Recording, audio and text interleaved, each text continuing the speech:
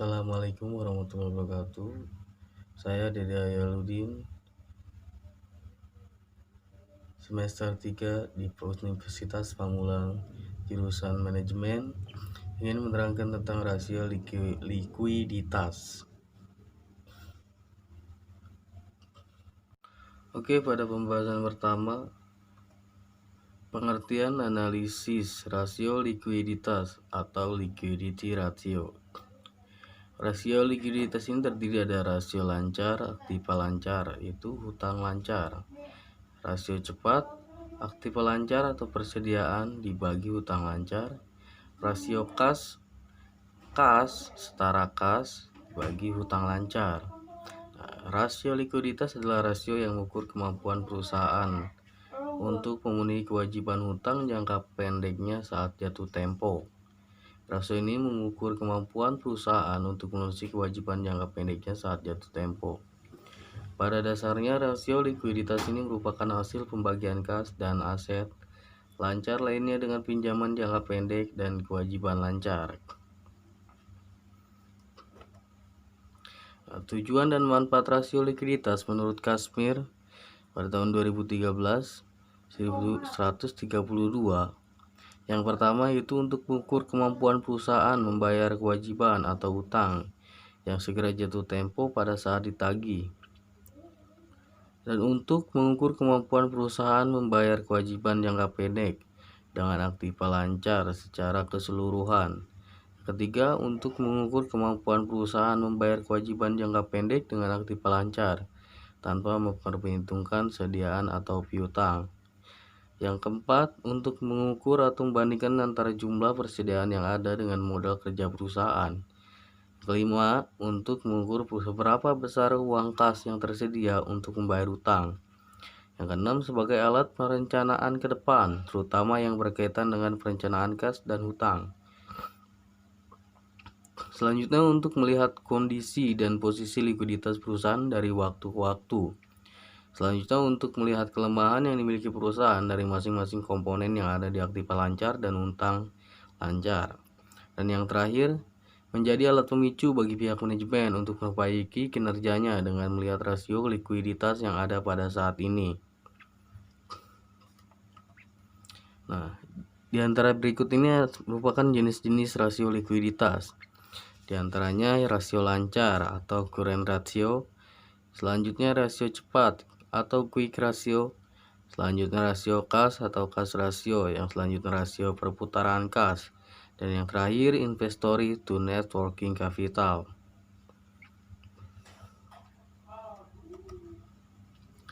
Nah, rasio lancar atau current ratio merupakan rasio untuk mengukur kemampuan perusahaan dalam membayar kewajiban jangka pendek atau hutang yang segera jatuh tempo pada saat ditagih secara keseluruhan.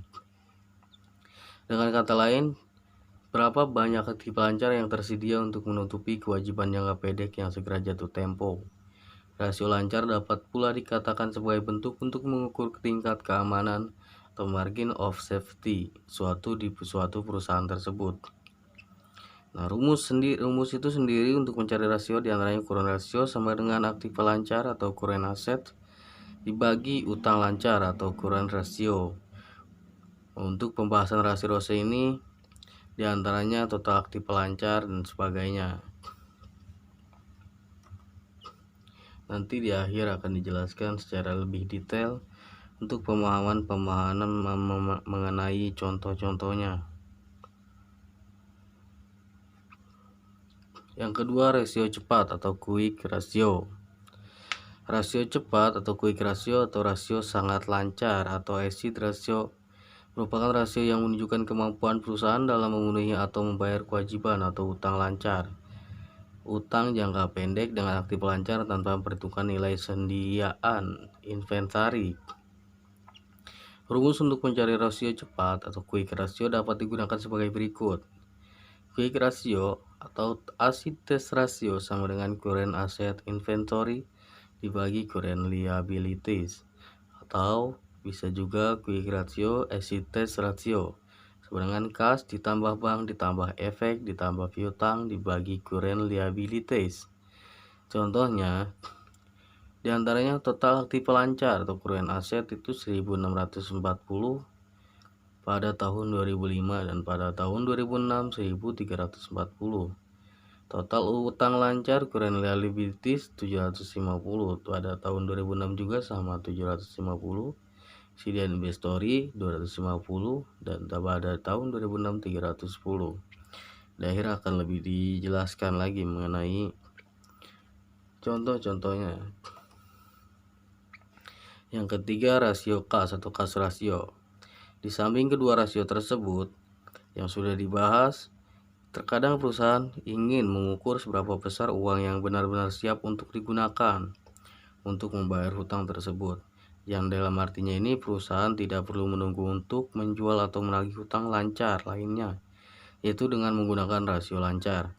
Rasio kas atau kas rasio merupakan alat yang digunakan untuk mengukur seberapa besar uang kas yang tersedia untuk membayar utang. Nah, yang keempat, selanjutnya rasio perputaran kas, yaitu menurut James G. O'Gill, rasio perputaran kas atau cash turnover berfungsi untuk mengukur tingkat kecukupan modal kerja perusahaan yang dibutuhkan untuk membayar tagihan dan membiayai penjualan. Artinya rasio ini digunakan untuk mengukur tingkat ketersediaan kas untuk membayar tagihan utang dan biaya-biaya yang berkaitan dengan penjualan. Hasil perhitungan rasio perputaran kas dapat diartikan sebagai yang diantaranya adalah apabila rasio perputaran kas tinggi ini berarti ketidakmampuan perusahaan dalam membayar tagihan. Selanjutnya, sebaliknya apabila rasio perputaran kas rendah dapat diartikan kas yang tertanam pada aktiva yang sulit untuk dicairkan dalam waktu singkat sehingga perusahaan harus bekerja keras dengan kas yang lebih sedikit. Dan yang terakhir, yang kelima, inventory to net working capital.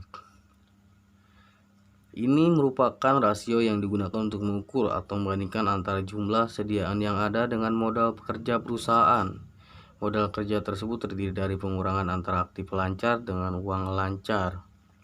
Nah, selanjutnya,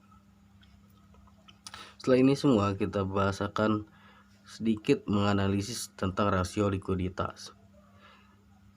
Seperti dalam contoh misalnya PT ABC pertanggal 31 Desember tahun 2001, di mana aktiva lancar yang termasuk kas itu 200.000, hutang dagang 300.000, efeknya 200.000, hutang wesel 100.000, piutang 160.000, hutang pajak 160.000.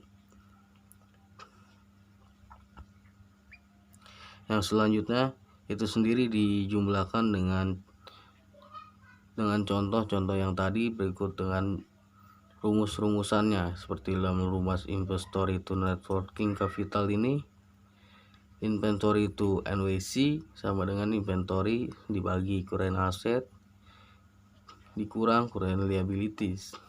Nah, hasilnya nanti akan ketahuan. Nah, kesimpulan di akhir dari rasio likuiditas ini sendiri. Nah, kesimpulannya adalah likuiditas adalah kemampuan perusahaan dalam memenuhi kewajiban jangka pendek. Pengertian lain likuiditas adalah kemampuan seseorang atau perusahaan untuk memenuhi kewajiban atau hutang yang harus segera dibayar dengan harta lancarnya. Likuiditas diukur dengan rasio aktiva lancar dibagi kewajiban lancar. Perusahaan yang mempunyai likuiditas sehat paling tidak memiliki rasio lancar sebesar 100%. Ukuran likuiditas perusahaan yang lebih menggambarkan tingkat likuiditas perusahaan ditunjukkan dengan rasio kas dengan kewajiban lancar. Likuiditas merupakan biaya yang ditanggung pemodal jika ingin menjual sekuritasnya secara cepat. Sekian, terima kasih tentang likuiditas rasio ini. Kurang lebihnya mohon maaf. Assalamualaikum warahmatullahi wabarakatuh.